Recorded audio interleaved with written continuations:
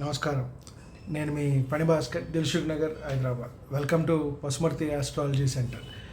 Please do subscribe my channel for more videos. Video నచ్చినట్టయితే like చేయండి. అలాగే ఇన్ఫర్మేటివ్గా ఉంది అనుకుంటే, మంచి ఇన్ఫర్మేషన్ అనుకుంటే మీ బంధుమిత్రులకి, శ్రేయోభిలాషులకి కూడా షేర్ చేయండి. అలాగే ఇంతవరకు ఛానల్ సబ్స్క్రైబ్ చేసుకోకపోతే సబ్స్క్రైబ్ చేసుకోండి. నా తదుపరి వీడియోలన్నీ కూడా మీకు అందుబాటులో ఉంటాయి.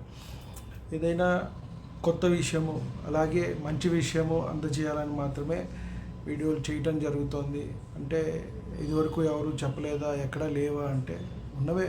కొన్ని గ్రంథాల్లో ఉన్నవి, బుక్స్లో ఉన్నవి, మనకి ప్రామాణికమైన గ్రంథాలు అనుకున్నవి. అలాగే కొంత ఎంఏ ఆస్ట్రాలజీ పూర్తి చేయటం, అలాగే పిహెచ్డి చేయటం వల్ల మరికొన్ని బుక్స్ కొంత శోధన జరిగి దానిలో ఉన్న విషయాల్ని ఆ గ్రంథాల్లో ఉన్నవి మనం చెప్పుకోవడం. అలాగే పెద్దలు మనకన్నా ముందు దీని మీద కృషి చేసిన వారు దగ్గర కొంత అనుభవపూర్వకంగా తెలుసుకున్నది, నేర్చుకున్నది, అలాగే వారి దగ్గర కొంత తెలుసుకున్నది, అలాగే వారు చెప్పిన నోట్స్ ప్రకారం ఇలా కొంత ప్రామాణికంగా పరిశీలించిన తర్వాత మాత్రమే చెప్పడం జరుగుతుంది. కాబట్టి ఇది ఎంతైనా కొంత ప్రాక్టికల్గా దగ్గరగా ఉంటుంది అని చెప్పడం జరుగుతుంది. అలాగే మన గ్రంథాలైన ఏవైతే మనకి జ్యోతిష్యంలో చెప్పదగిన గ్రంథాలు, మనం పరిశీలించాలి అనుకున్న గ్రంథాలు ఏవైతే ఉన్నాయో వాటిని పరిశీలించి ప్రామాణికంగా ఉన్న గ్రంథాలను మాత్రమే మనం పరిశీలించుకొని చెప్పటం జరుగుతుంది. మరి ఏదైనా విషయం ఉంది ధర్మానికి సంబంధించింది, దానికి సంబంధించి ధర్మ సింధు, అలాగే కొన్ని నిర్ణయాలు చేయడానికి నిర్ణయ సింధు, అలాగే జ్యోతిష్యానికి వచ్చేటప్పటికి ఫలదీపిక, సారావళి, జాతక పారిజాతం, బృహత్పరహోరా శాస్త్రం, ఇటువంటి గ్రంథాలన్నింటినీ కూడా పరిశీలించిన పిమ్మటే మనం విషయాన్ని ఏదైనా సరే చెప్పుకుంటున్నాం. గత కొన్ని వీడియోలుగా మనం సంతానం గురించి తెలుసుకుంటూ వస్తున్నాం. వాళ్ళకి సంతానం కలిగి కొంతమందికి బుద్ధిమాంద్యంగా ఉంటుంది. అంటే వారికి చతుర్థ స్థానం కొంత ఇబ్బంది పడటం, అలాగే బుధుడు, చంద్రుడు వీటి వల్ల కొంత బుద్ధిమాంద్యం అనేది ఏర్పడటం అనేది జరుగుతుంది. అంటే మానసికంగా వారు ఎదుగుదల కొంతమందికి లేకుండా ఉంటుంది. వయసు అయితే వస్తూ ఉంటుంది, ఏజ్ పెరుగుతూ ఉంటుంది. వారికి 10 సంవత్సరాలు ఉంటుంది, కానీ వారు ఒక 5-6 సంవత్సరాల పిల్లలకు వల్లే ప్రవర్తన ఉంటుంది. దానికి కూడా కొంత ఇబ్బంది ఉంటుంది.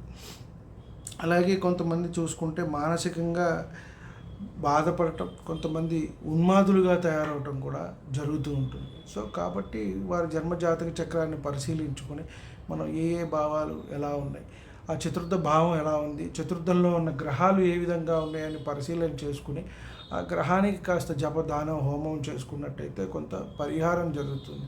అలాగే నడిచే దశ మనం బాలారిష్టాల గురించి 2-3 వీడియోల్లో చెప్పుకున్నాం. అవి ఎక్కడెక్కడ ఉంటే బాలారిష్టాలు ఏర్పడతాయి, అలాగే అవి భంగం కూడా ఏ విధంగా ఏర్పడతాయి అని. కేంద్రాల్లో శుభగ్రహాలు ఉండటము, అలాగే లగ్నము, చంద్రుడి మీద శుభగ్రహ వీక్షణ ఉన్నట్టయితే మనకి ఆ బాలారిష్టాలు అనేవి భంగం జరుగుతాయి.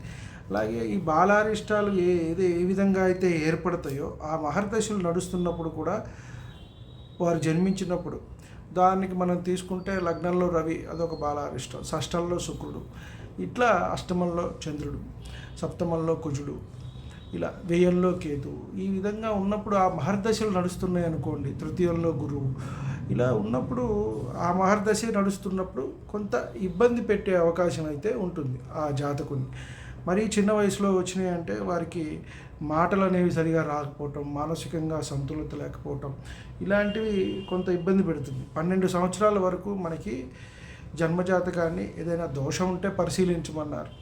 లేదు అంటే 12 సంవత్సరాలు నిండిన తర్వాతే మనకి పెద్దవాళ్ళు, గురువులు చెప్పింది.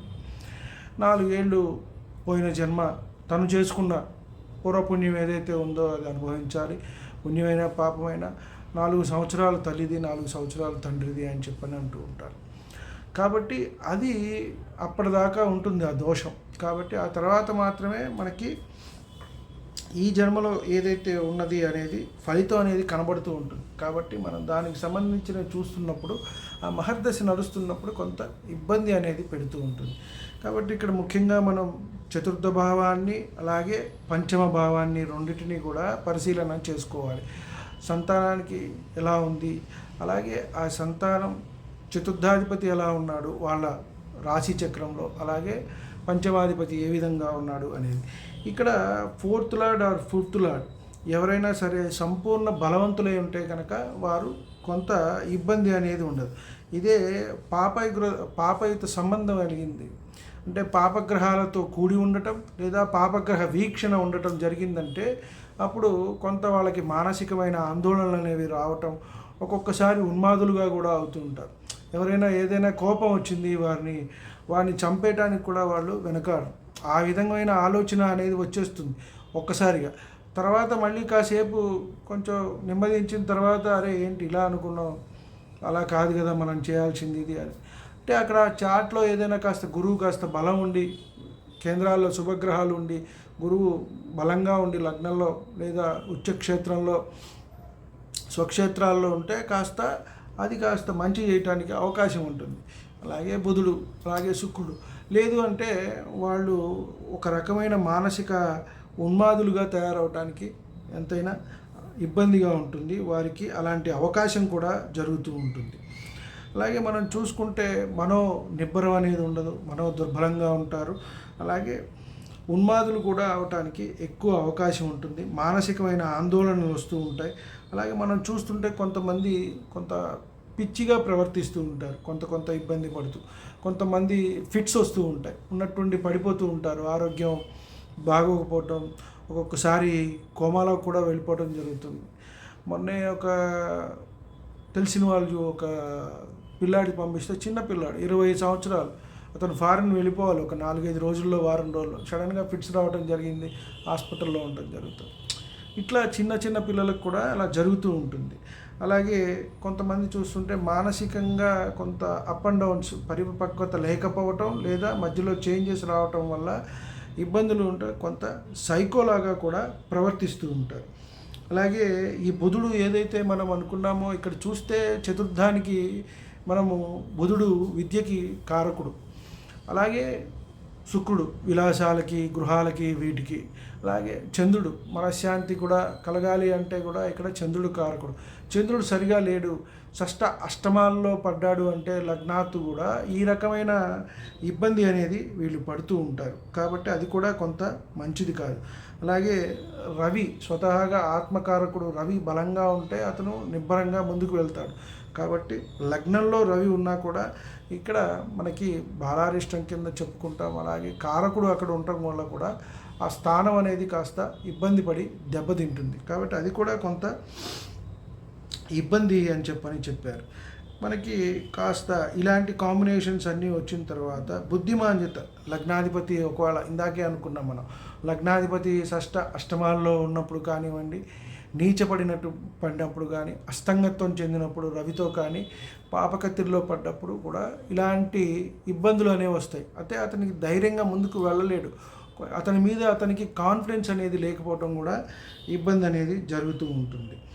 అలాగే బలహీనంగా ఉన్న బుధుడు, అలాగే శని 5th ఉండి లగ్నాధిపతిని చూసినా కూడా ఆ విధమైన కాంబినేషన్ వస్తుంది.